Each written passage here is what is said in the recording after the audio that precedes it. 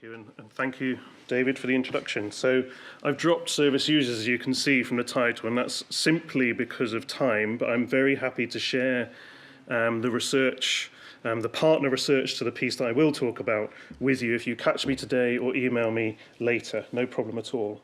And I just want to point out that this was prepared jointly with my colleague Gemma Griffith, who's a lecturer at Bangor University in North Wales. So Chris has already given us a little bit of context for why we might be interested in parents and carers' experiences of challenging behaviour and the services that might be used to support children and adults who have challenging behaviours. But I just wanted to kind of emphasise something else, actually, that behaviour problems more broadly are something that affect a lot of families, not just families of children with disability.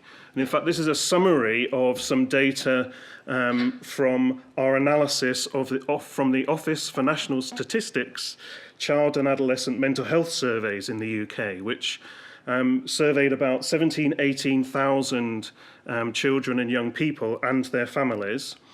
And actually, in predicting a level of reported symptoms from mothers that might be considered to be indicative of emotional disorder, one of the strongest predictors across the whole sample of emotional problems for mothers was whether their child had a significant level of behaviour problems.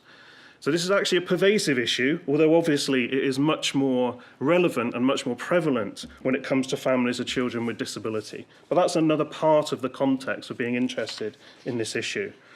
And I'm going to talk about some research, and in particular one piece of research today, and describe that to you. So in keeping with Cerebra's mission, give you a bit of research, but also what that might mean when it comes to practice by the end.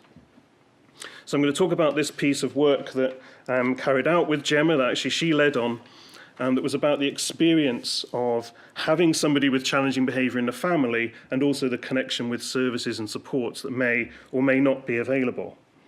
And so this comes back also to this idea of parent stories as being something, parents and carers' stories that might be powerful in understanding what might be going on for families and therefore what we might need to do by way of responses. Because actually what we're talking about here is using qualitative research, one of the places where parents and carers' stories become useful data for a research point of view, interesting data because we want to know, but also give us some ways into thinking about practice. So qualitative research is really about trying to get under the skin of people's experience. So in this situation, we're interested in what's it like for a parent or carer to care for somebody with challenging behaviour. And there are lots of different qualitative methods, but actually for this research, we were focused on other studies that had interviewed parents and carers and then analysed and interpreted those data in a systematic, qualitative way. And so what the piece of research was actually about was trying to bring some kind of overall order to that literature that's already been published in what's called a meta-synthesis. Now, you will have undoubtedly heard of meta-analysis approaches because you'll be used to hearing in the news, for example, about NICE reviewing evidence for health interventions and social care interventions, where they look across a number of, say, randomized controlled trials, combine the information and try to tell us something about, well, is this intervention evidence-based? Could we recommend it throughout the health and social care system? And essentially what I'm going to be talking about today is the equivalent of that, but for qualitative research, so a meta-synthesis across a number of studies. And the core question we were interested in is, what do carers of people with learning disability and challenging behaviour have to say about their experience of services? So we carried out a systematic search of all of the research to find every study we possibly could that met the criteria I'll tell you about in a minute. And the point is to take stock of that research, but also to bring it together in a higher order qualitative analysis to try to find new meaning, something that captures the experience across all those many stories. So it's not just about merging the studies and trying to summarize them, but actually providing some additional level of analysis. So what we were looking for in terms of studies to include was we were focused on where the participants in the research were non-paid caregivers of an individual that was reported to have learning disability and to have challenging behaviour as well. We didn't exclude people if they had additional diagnoses or disabilities. So, for example, some of the people interviewed in the studies that we included had autism as well as having a learning disability. The interviews within the pieces of research that we included had to include information about the services received by the family member with challenging behaviour. The studies went across children and adults, and the studies had to be based on a qualitative methodology that included reporting verbatim quotes from the interviews to illustrate the analysis that had been carried out. So we needed that kind of core original material within the studies to be able to analyse it. And this is essentially the kind of step-by-step process of the meta-synthesis approach, how you carry it out. So I'm not going to talk about this in a lot of detail because the most important bit is what we found. But essentially, you go through a process of looking at every study individually to start with, picking on the results sections, breaking that down piece by piece, coding that, bringing that all together at an individual study level, and then looking across all studies to try to draw out themes that bring everything together. And then the most important piece, which is the kind of adding to what people have already reported in terms of their analyses, is a third-order interpretation at the end, pulling across all of the studies. So researchers here draw together a narrative, which I'm giving you today, encompassing all of the kind of themes and findings from the research. And this is partly based on researchers' judgment. It's about what gives us a way of describing similarities and differences across the studies, but also perhaps looking for things that emerge once you take that step back to look at across all of the stories, what starts to emerge and give you something slightly different than individually study by study. So we included 17 studies. We found 17 studies in the end that met those inclusion criteria I just told you about. Many of them conducted in the UK, but around the world. And we're talking about nearly 400 parents and carers, stories, if you like, represented across those studies. Many of the studies didn't record the relationship between the person being interviewed and the person with learning disability and challenging behaviour. So that's the case for most of the carers. We don't know how they were related, but there were mothers, fathers, and other family members and other carers too. These studies represented information about 370 family members with learning disability and challenging behaviour. Some male, some female, so it was a good mix. We don't know about the remainder, and we also don't know about the individual age either for many of the people, but there was quite a wide range from very young, 2 years of age, to, I guess now I'm a bit older, I'd say sort of young adulthood. And those people also lived in a variety of different residential places, so many in the family home, but also in residential establishments, schools, and other residential facilities as well. There's quite a spread across all these studies of experience to be drawn together. And our analysis came up with these 5 themes, which I'm going to go through briefly and try to give you a flavour for how they hang together to give us an understanding across all these individual parent stories and those individual studies.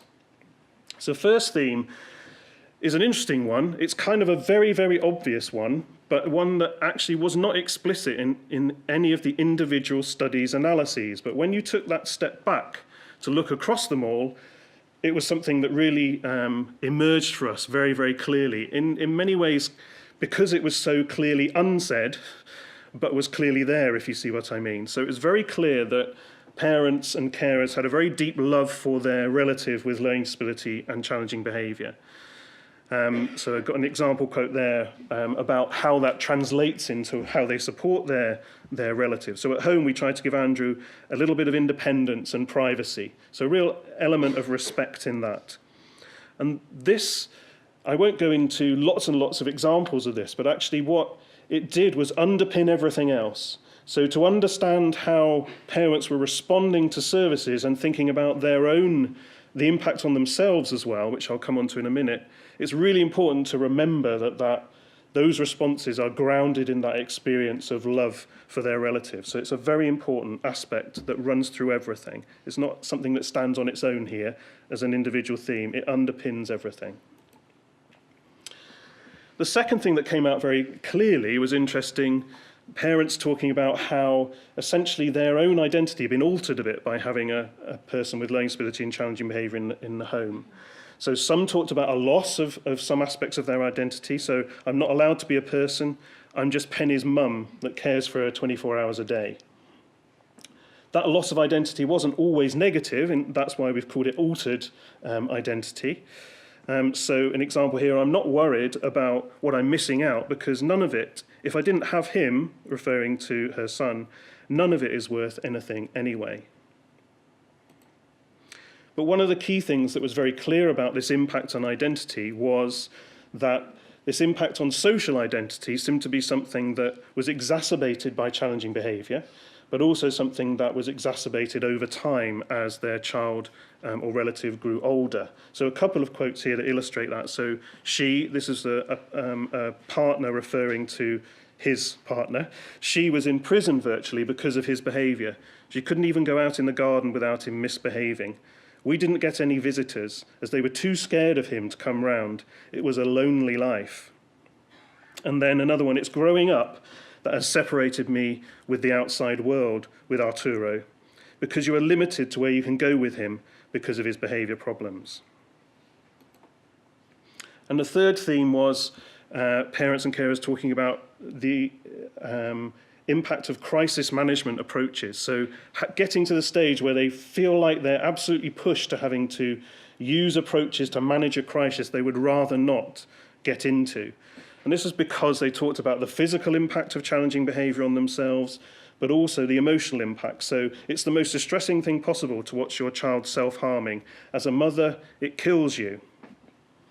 And restrictive interventions were used by some parents and carers, but only, as I say, as a last resort, after thinking about all the ethical considerations, and because they felt that they were not getting the support they needed from services, that wasn't adequate, and so they were feeling forced into crisis management.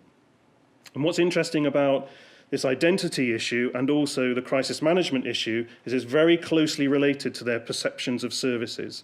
If services were adequate, then those impacts would be much, much less, and so may not feature as much in families' lives. So the core of this is really about how parents and carers talk about the support they get from services broadly defined. And the key of it is parents and carers being clear that all the services they get are the things that they're interested in. They're not just interested in the specialist bits around challenging behaviour. They didn't differentiate between those specialist services and broader services. And what parents and carers are clear about is that all the supports received by their child, their relative, and themselves and their family needed to have a better understanding of challenging behaviour and how to work with people with challenging behaviour. Core to this was a sub-theme of parents very clearly talking about an us and them perspective in terms of their experience of services. So they talked about things like banging your head against a brick wall. I feel that unless I make a nuisance and pester people to death, nothing is done. And talking about arranging services is a full-time job in itself. And the key to this was a mismatch between the needs that families and carers had and the level of services that was available to support them. So carers regularly encountered professionals who couldn't provide a good service, and this resulted in real distrust. So a quote here, they were sort of saying, just keep doing what you were doing. They sort of didn't really come up with any additional strategies. There was kind of no additional support available. You're on your own. And family members were also excluded. So family members with learning disability and challenging behaviour, but also their carers, were often excluded from services, either temporarily or permanently, because those services and the staff in them couldn't cope with challenging behaviour. So school were phoning saying, can you come and pick him up? We can't cope. I just think, yeah, it's me on my own here, and you've got a whole team of people. And then the fifth strong area that came through was parents' concerns about the future when they had a person with learning disability and challenging behaviour they were responsible for caring for. And this seemed stronger in this area of literature than in the general learning disability literature, where there were clearly also worries about future care. because of the specific nature of the difficulties around challenging behaviour. So people reported anxiety and fear for the future of their family member. They were most worried about the quality of that person's life if they were no longer around supporting them and caring for them, and whether they would be loved and appreciated. So one mother said, his future is such a big, dark thing. So many things could go horribly wrong. And parents also talked about a lack of information about services. So we are looking, but like we said, there is nowhere for our Mary to go. I've changed all the names, by the way. We can't really. They haven't told us, like when she's 40 or 30, where's she supposed to go? And parents had some rather low expectations about the future that had some quite considerable implications for how they talked about their relative. So I'd rather give him an overdose than see him go in there, referring to a residential service. He'd be better off dead. What sort of life would he have? They're, referring to the other service users, suffering in there because they can't say any different. You've got to think about the content of life, haven't you? But also some quite high hopes about what might be possible, what should be possible for their relative with challenging behaviour. So ideally, I'd like him to be half an hour from home, in a very small home, looked after by familiar people, where he is loved. So the key points here are family members with learning disability and challenging behaviour are deeply loved by their parents and carers, and that underlies the frustration that parents and carers have with support services. It was very clear from parent stories across all those studies and across all those different countries and contexts, remember, that support services caused additional strain for families. It was difficult to get support in the first place, and services weren't able to cope with a family member's challenging behaviour often. Families didn't differentiate between services that were broadly available and specialist services. They were very clear that all services ought to be able to work with a family member's challenging behaviour.